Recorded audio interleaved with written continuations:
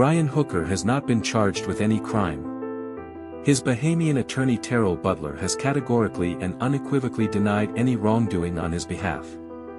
His Michigan attorney Crystal Marie Hauer has asked the public to give him the benefit of the doubt. Douglas Scott Naeher has pleaded not guilty and is presumed innocent until proven guilty in a court of law. This documentary is a comparative forensic analysis of two separate cases presented for educational and informational purposes only. Stephanie Naeher noticed her husband was angry before the boat left the dock. She got on the boat anyway. 33 miles offshore, he drove away and left her on a pool noodle in the Gulf of Mexico. Another boat appeared. She survived. Lynette Hooker noticed Brian seemed withdrawn at the Abaco Inn. She danced by the pool anyway. She made it back to Soulmate. There was a fight. There was foul play. Sources say she was dead before 8 p.m. No other boat appeared. The difference between these two women is not the level of violence.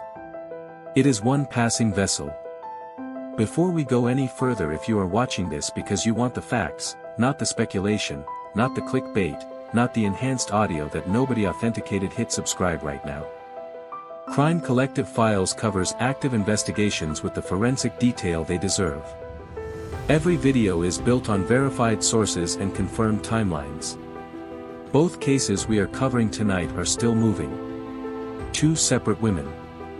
2 different days. 2 different parts of the world. Both got on a boat with their husband. One of them made it back. One of them did not. On the morning of July 20th, 2025, Stephanie Naeher, 48, noticed something before the boat even left the dock. Her husband Douglas, 60, seemed off, not talkative as usual, appearing to be angry. She registered it. She got on the boat anyway. Because what do you do when the man you married seems a little quiet and angry on a Sunday morning? You ask if he is okay. You try to give him space. You get on the boat because 100 mornings before this one, nothing happened. And you cannot live your life in anticipation of the 101st. On the evening of April 4, 2026, at the Abaco Inn in Hope Town, Bahamas, witnesses described Brian Hooker standing on one side of the pool area brooding, staring out at the sea, disconnected from the warmth around him, while Lynette Hooker danced by herself on the other side, happy, wearing her powder pink Apple Watch, a Cuba Libre in her hand. She had no idea what was waiting for her 1,000 yards across the water on the boat that was supposed to be her home. Two women who noticed something. Both decided to keep going. Because that is what love does when it has not yet been given a reason to be afraid enough to act on what the body already knows. Here is the difference between them. Another vessel appeared in the Gulf of Mexico at exactly the right moment. Stephanie survived. Lynette did not have another boat appear at the right moment. She made it back to Soulmate. Sources with knowledge of the investigation say there were signs of a fight, evidence of foul play, and evidence that Lynette was dead on board Soulmate before 8 p.m. The difference between these two women is not the level of violence. It is not the planning behind it. It is not even the ocean they were both on when it happened. It is one passing vessel. One boat appearing at the right moment in the Gulf of Mexico. This documentary covers both cases side by side, not to exploit either woman's story, but because what happened to Stephanie Naeher and the arrest that followed within 24 hours is the clearest possible road map for understanding where the evidence in the Lynette Hooker investigation is building toward. And why the fact that Brian Hooker has not yet been charged does not mean the evidence has not been found. It means the evidence is still being assembled carefully, completely, the way federal prosecutors build a case they intend to win. Brian Hooker has not been charged with any crime. His attorney has categorically denied any wrongdoing. Douglas Scott Naeher has pleaded not guilty. Both legal positions are carried through every chapter of this documentary without exception. Before the boats. Before the violence. Before the investigations. There were two women. Stephanie Naeher, 48, had been with Douglas Scott Naeher for 6 years when he filed for dissolution of their 3-year marriage on June 12, 2025, a filing Stephanie had not yet been served with at the time of the attack. She lived with him in Holmes Beach, Florida. She was, by every account from the people who knew her, a woman who had built her life around trust. What the divorce filing tells investigators is something domestic violence experts recognize immediately. Naeher had begun the legal process to end the marriage 8 days before the attack without his wife's knowledge. A man planning a boat trip with a wife he had already legally moved to leave. That sequence, the secret legal action, the planned boat trip, the chosen location 33 miles offshore, is a pattern that investigators in intimate partner violence cases document as pre-operational behavior. It is the preparation phase. The logistics of what follows. Lynette Ruth Hooker was 55 years old. She grew up in Michigan, near water, near lakes. Her mother Darlene Hamlet told investigators, "We grew up on water." She built a career in telecommunications. Michigan Bell, Maritime, SBC, before she and Brian committed to the sailing life they had spent years building. They bought a Morgan 461 sailboat in 2023 and named it Soulmate. They documented their life on YouTube. The Sailing Hookers. From the outside, it looked like exactly what they said it was. 2 people, 1 boat, open water. Her daughter Carly Ellsbury knew her mother's habits. She knew how Lynette moved on the water. She knew she took her Apple Watch off at night, battery was old, did not hold well, and put it on the charger when she came back to the boat. She knew, the moment she heard the watch had been found on Soulmate, what it meant. Her mother had been on that boat. 2 women who built their lives around trust. One of them is alive. One of them is not. In both cases, the hours before everything changed are where the story really begins. Stephanie Naeher and her husband set out on their boat at around 7 a.m. on July 20, 2025. On the way to their destination, she noted that her husband's demeanor seemed off, as he was not talkative as usual and appeared to be angry. She registered it. Stored it somewhere. Continued. Because the feeling did not yet have language. At the Abaco Inn on the evening of April 4, 2026, witnesses saw Brian Hooker on one side of the pool brooding, disconnected, staring out at the water. Lynette danced on the other side. One witness described Brian's expression as troubled. Withdrawn. The couple shared the same physical space and nothing else of the same emotional experience of the evening.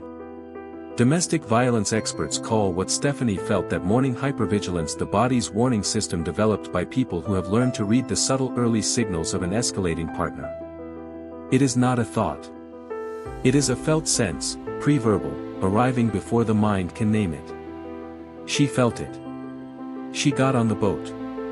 Lynette felt something different. She was happy, dancing, separate from whatever Brian was carrying that evening across the pool. But the contrast itself, the 2 people inhabiting 2 completely different emotional realities in the same space, is something the witnesses who observed them documented. And it is now part of the evidentiary record. 2 mornings, 2 evenings, the same felt sense in 2 women that something had shifted in the man beside them. Both got on the boat. Because that is what love does when it has not yet been given a reason to act on what the body already knows. They stopped the boat approximately 33 miles offshore, near Bean Point, Anna Maria Island, 57 miles south of Tampa. 33 miles from shore. No land visible. Open Gulf of Mexico. That is where Douglas Scott Naeher chose to stop. Naeher began fishing. His line snapped. He became irate. Not frustrated, irate. A disproportionate, explosive anger in response to a minor inconvenience. The kind of rage that people close to an abuser learn to recognize as the moment when the situation becomes dangerous. His wife recognized it. She got into the water on a pool noodle to avoid an altercation. While floating, she held onto a rope attached to the boat. At some point, Naeher untied the rope, put the boat in gear, and drove off without her. She felt he was leaving her out there to die. He shouted, "I'm going to FNG kill you." Another vessel appeared in the area. Naeher apparently noticed it. He came back. And when Stephanie climbed back onto the boat when she reached the ladder and pulled herself up thinking the worst was over, he began repeatedly punching her on the right side of her head. He stomped on her head with both feet numerous times. She lost consciousness multiple times during the attack. She decided to play dead. She held her breath and went limp. Eventually, it stopped. The victim suffered extensive head trauma, including swelling, bruising, and a swollen shut eye. She survived because another boat appeared. Because she was strong enough to play dead convincingly. Because she did not give up. And that survival, that single terrible luck of a passing vessel, is the entire difference between Douglas Scott Naeher being in a cell today and what happened on Soulmate on April 4, 2026. Lynette Hooker cannot tell you what happened on Soulmate on the night of April 4, 2026. She is not here to tell it. But the evidence is.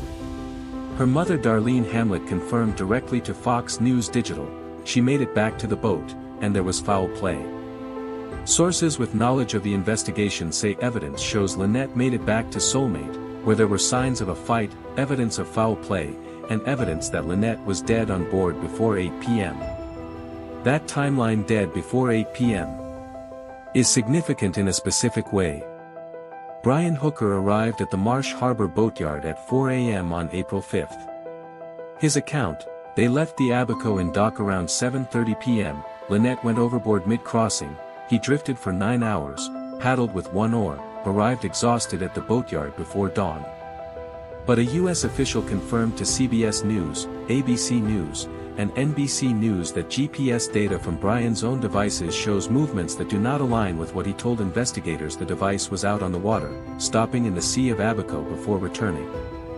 Not a 9-hour helpless drift. Deliberate movement to a specific location. A stop. A return. Lynette's Apple Watch was on her wrist at dinner. It was found on Soulmate, the boat Brian says she never reached.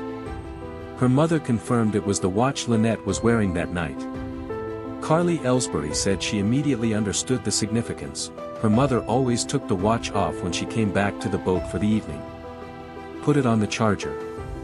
The watch being on Soulmate meant one thing: her mother had been on that boat. The Apple Watch records heart rate every minute, with a timestamp. It records movement, GPS location, and the exact moment a heart stops. It syncs automatically to iCloud, Apple's servers, accessible by federal subpoena. Evidence in this case is being processed at the FBI laboratory at Quantico, Virginia. Lynette did not have another boat appear. She did not have the chance to play dead. She had a vessel named Soulmate and she was dead on it before 8 p.m. on an April evening in the Bahamas. Drop your location in the comments right now. Where in the world are you watching this from? This case is being followed from every time zone, and that visibility matters. Every comment keeps this investigation on people's radar. And if you have not subscribed yet, do it now, because when this case breaks, and it is building toward that every single day, you will want to be here for it. Both men needed a story. What they built and how fast tells you everything about the level of premeditation each brought to what they did. Douglas Naeher did not have the opportunity to build a story. His wife was alive. She was conscious. She was injured, but she was talking. He was arrested on July 21, 2025, less than 24 hours after the attack. Before he had attorneys coaching him. Before he had any of the infrastructure a person needs to maintain a lie under sustained investigative pressure. Brian Hooker had 8 to 9 hours. From approximately 7 to 7:15 p.m. When the evidence suggests they returned to Soulmate from the Abaco Inn to 4 a.m. when he walked into the Marsh Harbor boatyard. 8 to 9 hours alone. No witnesses. No one who could contradict what he decided to say. Just a man and the open sea, and a story that needed to be constructed before he reached the shore. The story he built was detailed, specific, layered with texture designed to feel authentic. The rough seas, the wind, the bouncing off the dinghy, the kill switch key going with Lynette into the water, the one oar, the anchor, the flares 1 or 2, depending on who he was telling, the 9 hours, the headlamp, the current, arriving at the boatyard and quietly asking for water. He told the boatyard security guard it happened at 7 p.m. He told Blaine Stevenson on the phone that she basically just bounced off the dinghy. He left Carly a matter-of-fact voicemail. He posted to Facebook that his beloved Lynette had fallen from their small dinghy. He appeared on NBC, ABC, and CBS saying his sole focus was finding Lynette. Every version slightly different. Each told to a different audience. Each designed to accomplish something specific: to establish sympathy, to explain his presence at the boatyard, to create narrative distance between himself and the boat he says was empty. But GPS data from Brian's own devices shows movements that do not align with what he told investigators. Naeher could not tell a story because his victim survived to speak. Brian told a story that his own devices are now dismantling. Different circumstances. Same result. The truth is coming from the evidence. This chapter connects both cases in a way domestic violence investigators and forensic psychologists identify immediately. After the attack, Naeher's wife played dead specifically because his demeanor told her that stopping her response was the only thing that would stop the attack. He was methodical, sustained. He did not stop when she lost consciousness. She had to make herself look dead to make him stop. That is not a man in a rage he cannot control. That is a man administering what he intends to administer until he decides it is complete. Brian Hooker at the Marsh Harbor boatyard at 4 a.m. Per the accounts of multiple witnesses, was quiet. Not panicking. Not calling out for anyone. Not showing the physical devastation of a man who has just spent 9 hours adrift after losing the person he describes as the love of his life. Jim Todd, who spent the morning of April 5th on the rescue vessel with Brian, described him as businesslike. Carly described the voicemail he left her as monotone and relaxed. Blaine Stevenson, who recorded the phone call Brian did not know was being preserved, described it as a man reporting a situation rather than living through one. Per Dr. Ann Burgess, a forensic nursing expert and FBI profiling consultant whose work has been used in intimate partner homicide investigations, the emotional flatness that witnesses observe in perpetrators of planned intimate partner homicide in the immediate aftermath is one of the most consistent behavioral markers in this category of crime. It is not shock. Shock is unpredictable and disorganized. What both Naeher's wife and Brian's witnesses describe is something else entirely. It is the calm of a person who has executed a plan and is now managing the aftermath of it. That demeanor wrong in both cases to the people who observed it is now part of the evidentiary record in both cases. In both cases, the ocean was not just the setting where violence occurred. It was the weapon of choice. The deliberate selection of a maritime environment. And that selection was calculated. Water destroys evidence. Water takes things away. Water removes the possibility of witnesses. Water gives a person who controls a vessel something no land-based crime scene can ever offer: distance from any witness, access to the most evidence-destroying medium on Earth, and a story that begins with the premise that the ocean is dangerous and accidents happen on it all the time. Naeher drove 33 miles offshore. Not a marina, not a popular anchorage, not anywhere near land.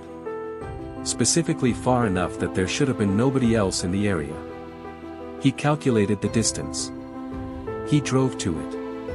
He expected the open gulf to do what he intended it to do: make his wife disappear without a trace. Brian Hooker was on a boat anchored in Aunt Pat's Bay on Elbow Cay, a remote anchorage in the Abacos, beautiful, quiet, away from crowds. The only potential witnesses were on Soulmate itself, which Brian controlled, and on the vessel Azure, anchored nearby a yacht whose owner the Coast Guard Investigative Service has been actively working to locate, because they may have seen or heard something. At night, with the AIS turned off on Soulmate at 9:29 p.m., in darkness and quiet, on a boat named after intimacy, both men understood what the ocean does to evidence. Naeher miscalculated because another boat appeared at exactly the wrong moment for his plan. A passing vessel appeared in the area he had specifically chosen because there should have been no witnesses.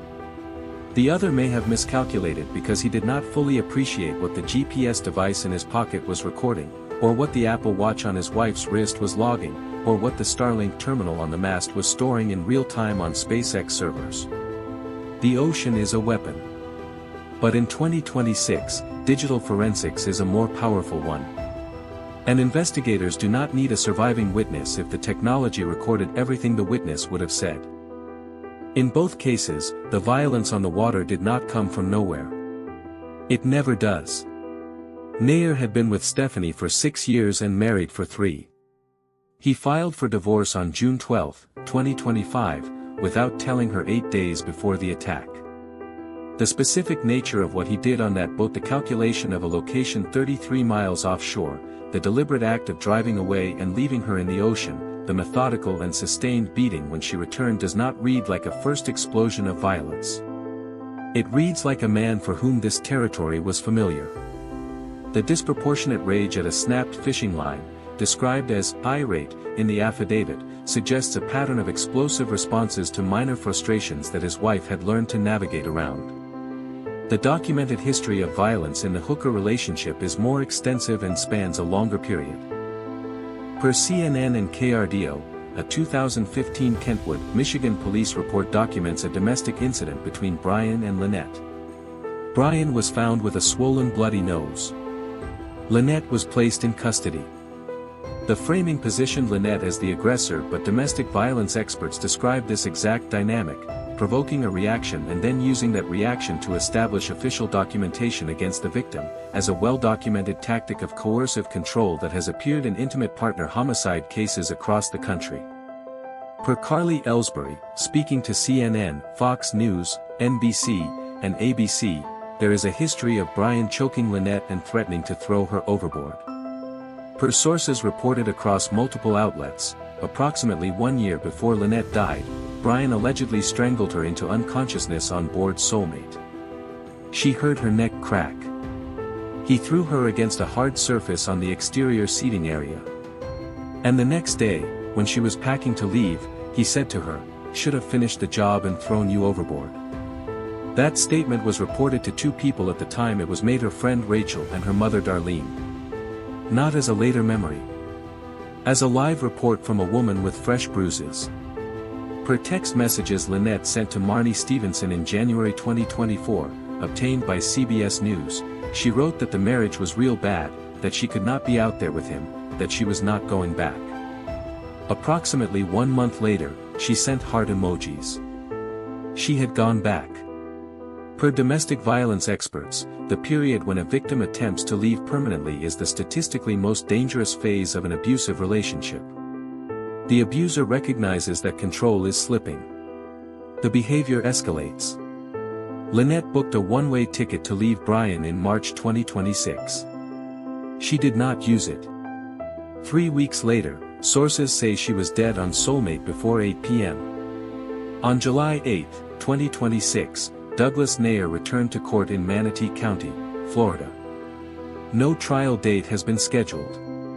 Instead, the case is set to move to a case management conference on August 27, where parties are expected to address disputes over evidence, testimony, and what charges will be presented at trial. Prosecutors told the court they are not pursuing a plea deal at this time. The defense argued against the admission of certain evidence including GPS evidence from the boat, an additional robbery charge involving the victim's cell phone, and a witness's ability to testify. The defense said it wants to present a rebuttal witness to counter the prosecution's trauma expert. Potential trial windows discussed include September or December of 2026. No official trial date has been set. Naeher remains in Manatee County Jail, held without bond, charged with attempted first-degree murder and domestic battery. He has pleaded not guilty. Stephanie is alive. Her testimony is available. Her injuries are documented. And the prosecution of that case with a living victim, documented injuries, a sworn affidavit, and GPS evidence from the boat is as close to straightforward as a case of this type can be. The key detail, the defense is fighting the admission of GPS evidence from the boat.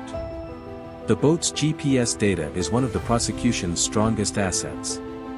Even in a case where the victim survived and can testify, the digital record of where the boat went matters to prosecutors.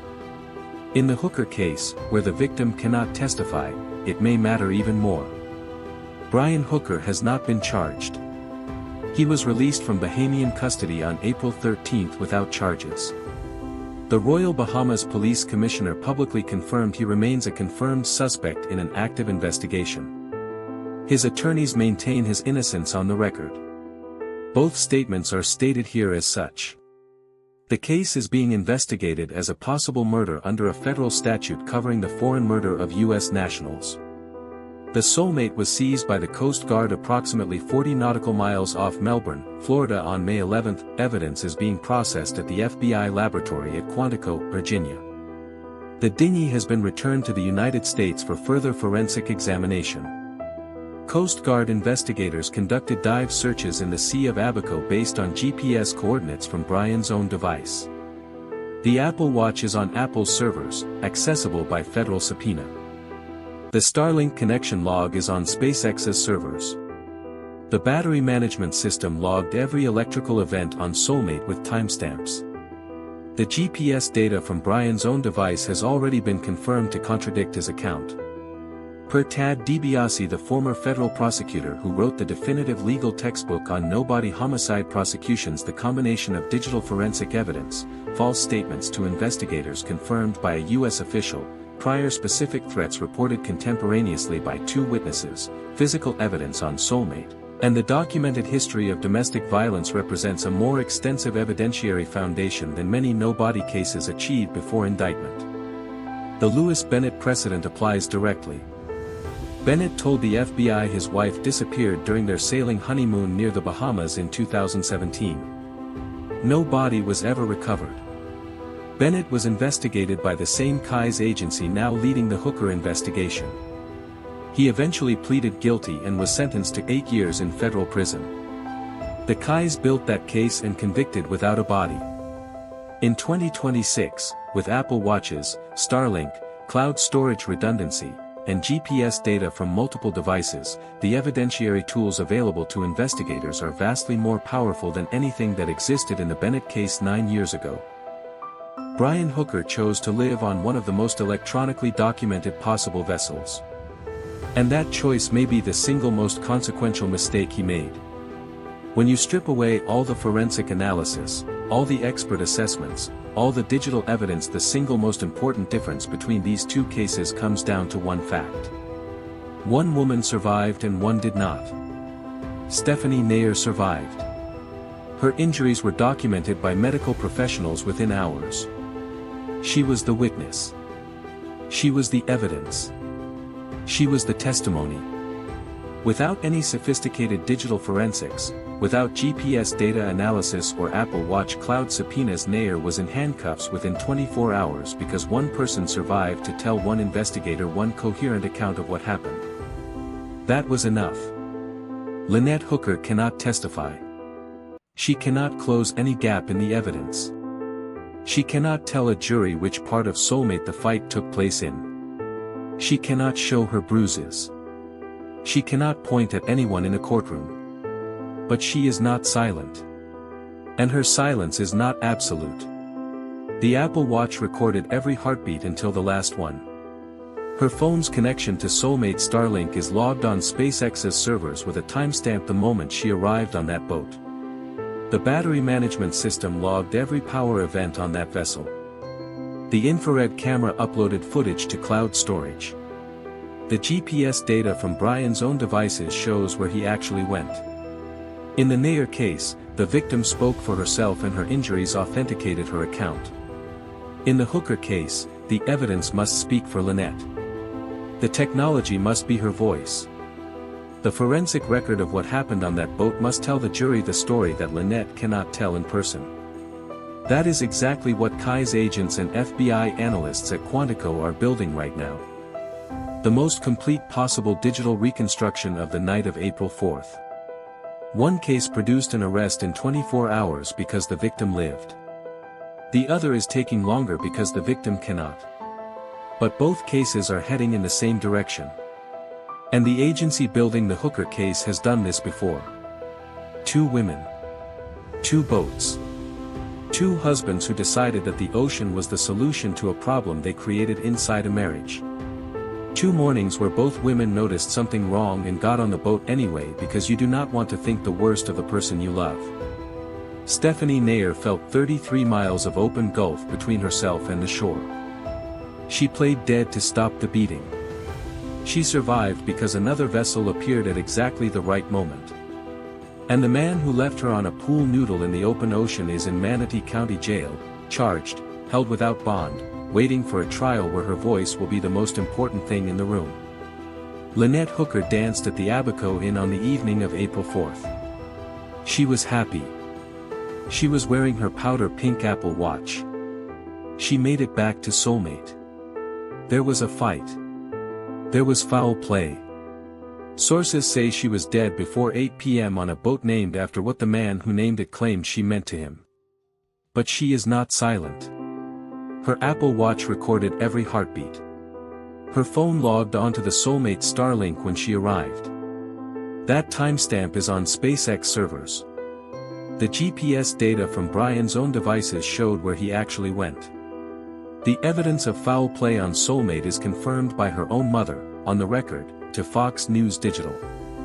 And the CAI's the same agency that built the Louis Bennett case without a body, the same agency that brought Nathan Carman to federal indictment is building this case breadcrumb by breadcrumb, subpoena by subpoena, piece by piece. She was dancing at the Abaco Inn. Her watch was recording. And the evidence it recorded is now in the hands of the people best equipped to use it. If you have any information about the disappearance of Lynette Hooker, submit tips through the CAI's Tips app, iOS and Android, anonymous and confidential. To support Carly and Darlene, GoFundMe Lynette Hooker missing in Bahamas. And Hopetown Volunteer Fire and Rescue, who deployed and gave everything to this search. 109 days. We have not stopped. Not for a single day. And we will not stop until the evidence speaks as loudly as Lynette deserved to.